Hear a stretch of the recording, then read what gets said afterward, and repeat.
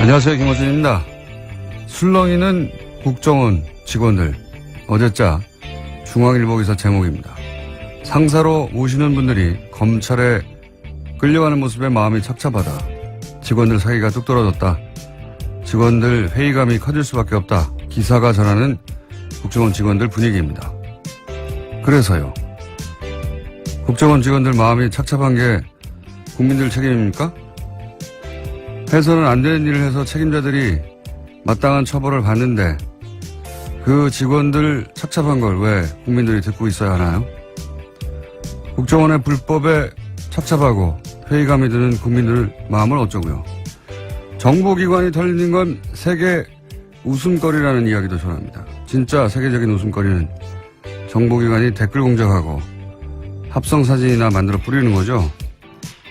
국정원 개혁이 제대로 안착할지 회의적이다. 기사는 그렇게 끝을 맺습니다. 그래요?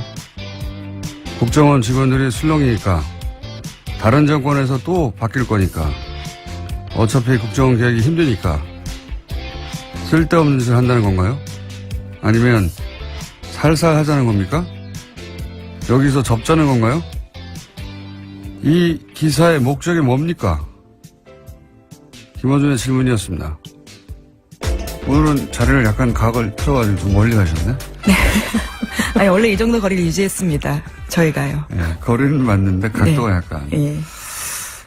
이 국정원 댓글 공작 얘기 나오는데 댓글 공작하니까 이제 기사에 한두 줄 댓글 쓰는 거다. 이렇게만 물론 그것도 있어요. 근데 그렇게만 생각해서 대단한 게 아니다 이런 인식이 있어요. 실제로 보면. 지금 이명박 전 대통령 쪽에서 그렇게 주장하고 있습니다. 소수다라는 취지의 이야기인데요. 숫자도 적지만 뭐 댓글 좀 다는 게 어떠냐 이런 인식이 기본적으로 깔려 있는 거예요. 그거 가지고 무슨 여론이 얼마나 바뀌었겠느냐. 그렇게 아무것도 안 바뀔 거고 효과가 없으면 왜 국정원 사이버사령부 기무사 총동원했겠어요. 아무 효과도 없는데. 예. 그게 아니다. 이게 이제 7년 전쯤에 이 4대 보험 받는 곳에서 댓글 공작을 한다고. 예. 최초로 지적했던 댓글 공작 전문가로서 제가 댓글 공작이 훨씬 더 치밀하고 사악한 거다.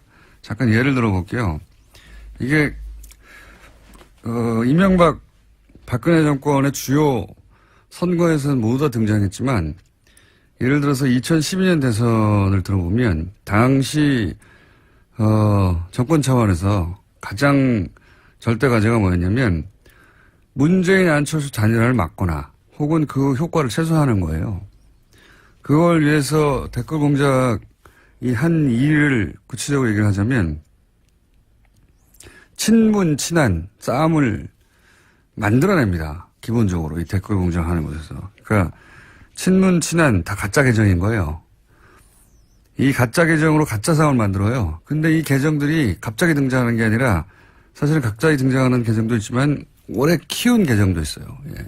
키운다고 저는 표현하는데 평상시에는 정상적인 것처럼 활동하는 겁니다. 여러 가지 글도 쓰고 커뮤니티 같은 곳에서. 그런데 이제 이런 싸움을 둘 다 가짜를 만들어가지고 그 내용을 서로 정해놔요. 이쪽에서 이렇게 공격하면 이쪽에서 이렇게 받는 것으로. 그런 내용을 정해놓고 시작합니다. 가짜끼리. 가짜 싸움을 하는 거죠. 그럼 사람들이 진짜 싸움인 줄 알고 이제 같이 댓글을 달고 그 과정에서 지지자들 간의 감정이 상하죠. 이것도 여러 가지 패턴이 있는데 여하간. 본질은 똑같아요. 분열 공작인 거죠. 분열 공작. 네, 여론을 호도하고 만들는 거죠. 이게 실제 커뮤니티에서 하는 게 아니라 뭐 트윗도 하고 페이스북도 하고 뭐 카톡도 하고 모든 인터넷 공간에서 하거든요. 이렇게 특정인이나 특정 사안을 특정한 프레임으로 집중적으로 몰아가면 강력해요, 사실. 그래서 여론이 정말 그런 건 줄 아는 댓글은 그 일부에 불과한 겁니다. 이게 다 댓글 공작이라는 단어로 다 묶여서 그런 거지. 이렇게 이간질하고 배척하고 하는 진보 분열 공작은 정말 수도 없이 했어요. 수도 없이. 이런 일이 일어나면 여론에 민감한 정치인들이 가장 먼저 영향을 받고요. 그 다음으로는 진보적인 지식인들도 굉장히 영향을 많이 받아요. 그분들의 이제 정보 여론 수집 창구가 온라인이거든요. 댓글 공작이 원래 심리전단에서 시작한 거잖아요. 적의 적을 심리적으로 붕괴시키고 와해시키고 유린하고 그런 전문가 집단이 기획해서 한 거예요. 이게 댓글이라고 하는 어떤 가벼운 뉘앙스 때문에 별거 아닌 것처럼 취급되는데 그렇지 않습니다. 이 국민들 마음을 가지고 조작하고 예. 굉장히 심각한 범죄예요. 예. 자, 이 부분에 대해서 국정원이 한 일이 엄청난데 그거 외에도 많지만 여기 관해서 이제 수사를 하고 이제 국정원 원장들도 다 지금 박근혜 정부 하에서 국정원장들이 다 구속될 위기에 처해 있잖아요. 네, 지금 현재로서 그런데요.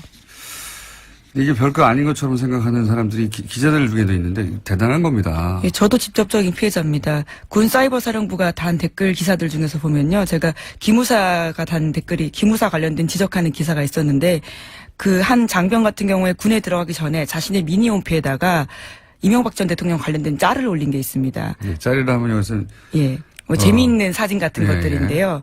그와 관련해서 기무사가 따로 불려가지고 군에서 그것들을 내리라고 지시한 바가 있는데 그걸 문제라고 기사 쓴 적이 있거든요. 그때 그런 댓글들이 아주 많이 달렸습니다. 기무사가 원래 그런 거 하는 곳이다. 여자라서 뭘 잘 모른다라 했는데요. 이제 와서 보니까 다 돈 받은 댓글 부대들이 쓴 댓글이었더라고요. 이게 타겟이 되면은 기자들 그러니까 개인이 감당할 수 없는 수준의 공격이 와요. 예. 이거 정치인을 타겟해서도 마찬가지고 당하면은 견디기 힘듭니다. 저 같은 사람 빼고. 정말이에요. 이런 프레임을 감당하기 힘들어요. 예, 좀 성찰했습니다. 그때 내가 정말 군을 잘 몰라서 쓴 기사인가 뭐 이런 생각도 좀 했었었는데요. 그렇게 생각할 수밖에 없는데 예. 그게 전방위로 일어난다고 생각해요. 정말 많이 달렸거든요. 그런 게. 정치인들은 금방 넘어가고요. 예. 진보적인 지식인들도 여기 많이 이용됐어요. 예. 어쨌든 이게 별거 아닌 것처럼 하는 다루는 기자들도 정치인도 다 문제예요. 실제 실상을 알면 엄청난 겁니다. 지금 드러나는 건 빙산의 일각에 불과해요, 사실. 자, 뉴스 합시다. 예, 첫 번째는요. 네, 어제 운영표 전 보건복지부 장관의 2심 선고가 있었습니다. 법원은 삼성물산과 제일모직의 합병 과정에서 청와대 개입이 있었다라고 판단했는데요. 1심에서는 이와 관련된 특별한 판단을 하지 않았는데 2심에서는 판단이 나온 겁니다. 물론 형량 같은 경우에는요. 문영표 전 장관은 1심과 똑같은 징역 2년 6개월이 나왔습니다. 이게 이제 핵심이 1심에서는 박근혜 전 대통령이 지시했냐 안 했냐를 따지지 않았는데 2심에서는 지시했다고 이제 판단했어요. 이게 삼성 합병이 이재용 부회장 입장에서 당시에 당면한 과제 현안이었고 이게 이제 박근혜 전 대통령이 지시했다는 걸 법원이 판단했다는 얘기는 뇌물의 대가성, 예. 대가성에 해당되는 건데 이걸 대통령이 지시했다고 판단했으니까 이제 큰일 난 거는 이재용 부회장이에요. 재판은 문영표 전 복지부 장관 재판이지만 제가 보기에 여기서 가장 큰 영향을 받는 것은 이재용 부회장입니다. 예. 어떡합니까 이거? 예. 현재 2심이 계속 진행되고 있습니다. 이재용 부회장 같은 경우에도요. 이제 어쨌든 한쪽 고리, 예. 뇌물의 대가성에 해당되는 이재용 부회장의 현안을 대통령이 지시했다라고 재판부가 판단했으니까 가장 큰 영향을 받는 건 제가 보기엔 이재용 부회장이고 어떡하죠? 큰일 났네요 그쪽에선. 그런 뉴스입니다. 자 다음 뉴스는요. 네, 어제 이화여대 학사비리 관련된 2심 선고도 있었는데요. 최순실 씨는 1심과 같은 징역 3년을 선고받았습니다. 그 밖에 이화여대 교수 등도 모두 감형 없이 1심과 똑같은 선고를 받았는데 어제 재판부는 최순실 씨에게 이렇게 이야기했습니다. 부모로서 자녀에게 원칙과 규칙 대신 강자의 논리와 승자의 수사부터 배우게 했다라고 비판한 겁니다. 네, 이건 당연한 이야기라 그런 뉴스가 있었다고 짚는 것으로 이제 마무리하고 넘어가죠. 다음 뉴스는요. 네, 이명박 정부 자원외교 관련된 뉴스가 또 나왔는데요. 오늘 아침 서울신문이 보도했습니다. 멕시코 볼레오 강산 투자가 이미 수조 원대 손실이 나고 있는데 그럼에도 불구하고 제대로 된 검증 없이 계속해서 굴러가고 있어서 2조 원 가까이 세금이 문제가 되고 있다라는 건데요. 이제까지 회수한 돈은 2천억 원에 불과하다라고 합니다.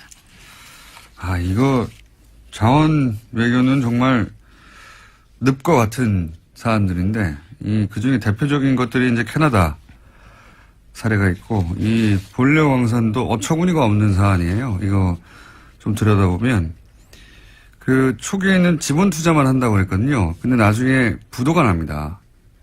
지분 투자를 했는데 광산이 부도가 나요, 부도가. 부도가 나는데 부도가 난 걸 숨깁니다. 숨기고 나서 거꾸로 어떻게 대응하냐면 그때 손 털고 나왔어야 되는 건데 아예 사업 운영권을 인수한다고 해요. 예. 지분만 참여했다가 나중에는 인수한다고 하는데 그 중간에 부도를 맞이합니다. 예. 그 대목부터 처음부터 이상했지만 여기서부터는 엄청난 돈이 들어가요. 처음에는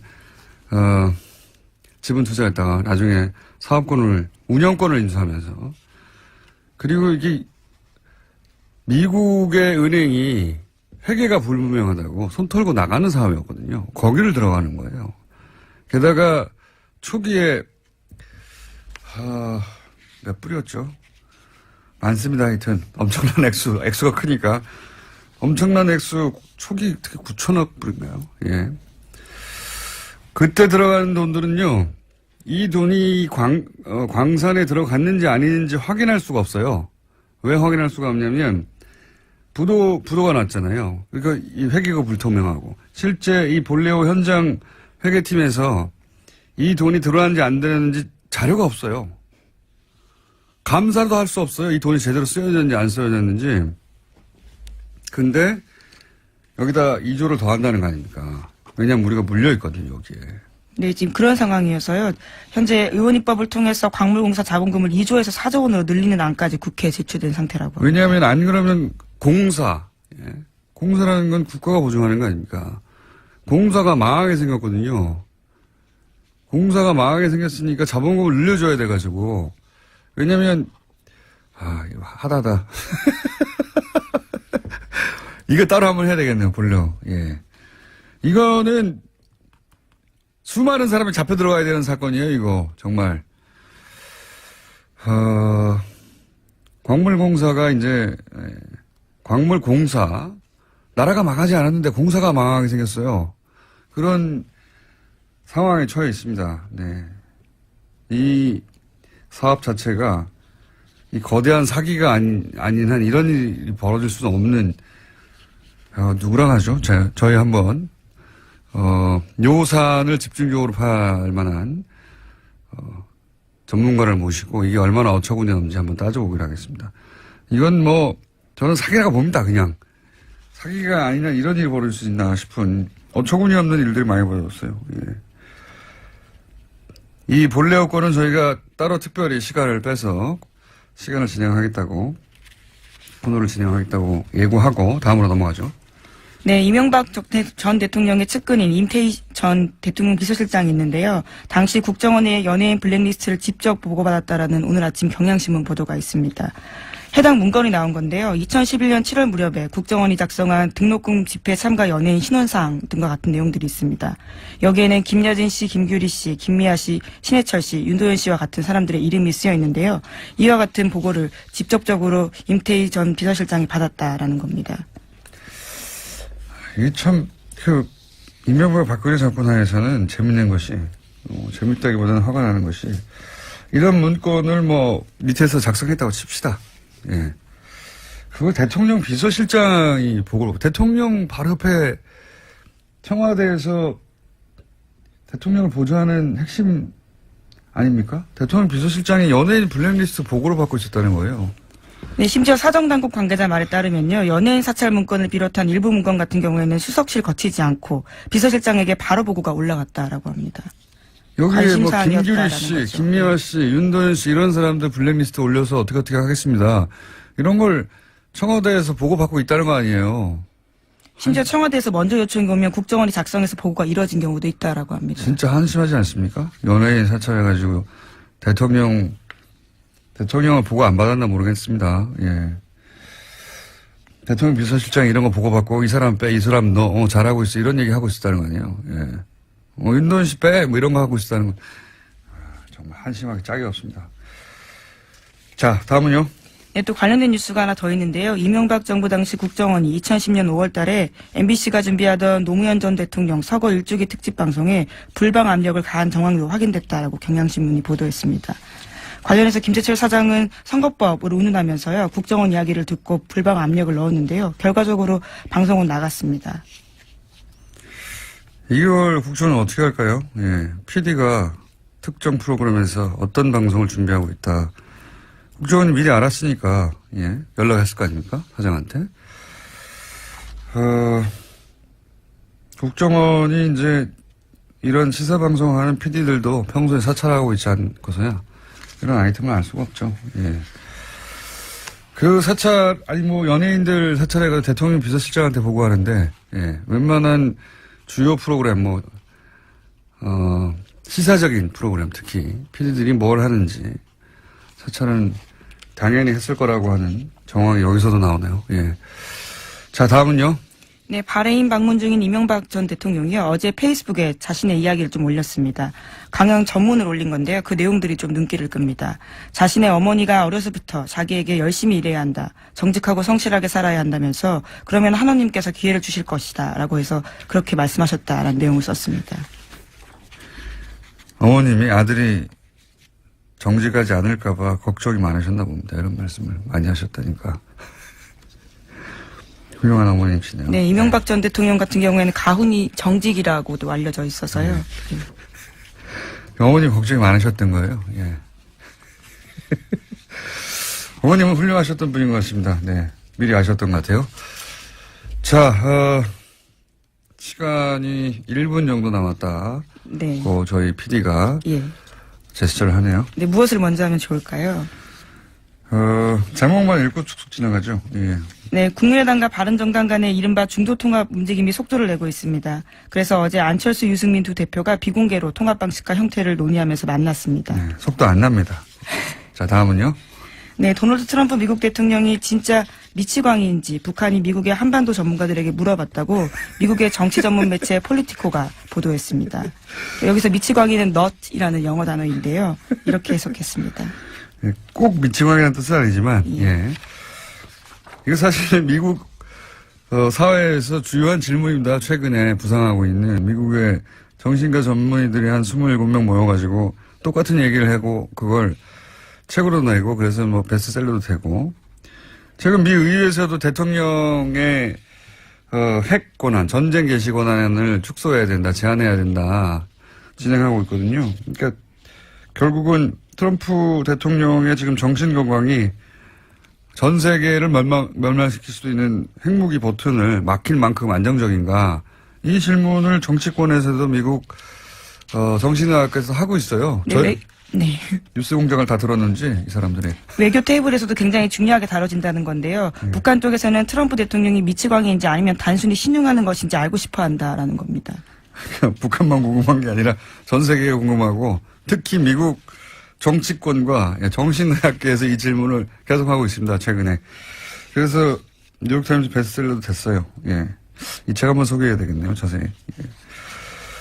자, 그런 이야기들 오가고 있습니다. 오늘 여기까지 하겠습니다. 시사인의 김은지였습니다. 감사합니다.